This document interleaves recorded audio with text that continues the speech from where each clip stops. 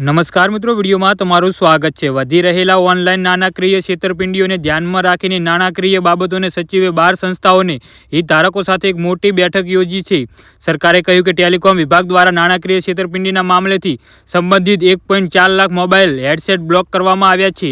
જી હા મિત્રો, સરકારે બેંકો અને નાણાકીય સંસ્થાઓને કોમર્શિયલ પ્રમોશન કોલ માટે 10 અંકના નંબરના બદલે 6 અંકના સિરિયલ નંબરો શરૂ કરવામાં જણાવ્યું છે।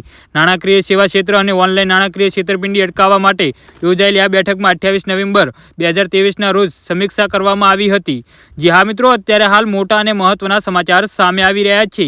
આ બેઠકમાં નાણાકીય ક્ષેત્રમાં સાયબર સુરક્ષા, ડિજિટલ પેમેન્ટની છેતરપિંડીનું વધતું વલણ અને તેનો સામનો કરવાની તૈયારીઓ અંગે ચર્ચા કરવામાં આવી હતી। મીટિંગમાં જણાવવામાં આવ્યું હતું કે દૂરસંચાર વિભાગે એસ્ટ્રા નામનું AIML આધારિત એન્જિન તૈયાર કરાયું છે, જે નકલી અને બનાવટી દસ્તાવેજો દ્વારા મેળવેલા મોબાઈલ કનેક્શનને શોધી શકશે। 1.40 મોબાઈલ હેડસેટ બ્લોક કરવામાં આવ્યા છે જે ડિસ્કનેક્ટ થયેલા કનેક્શન સાથે જોડાયેલા હતા અને અથવા સાયબર ક્રાઇમ અથવા છેતરપિંડી સાથે જોડાયેલા હતા।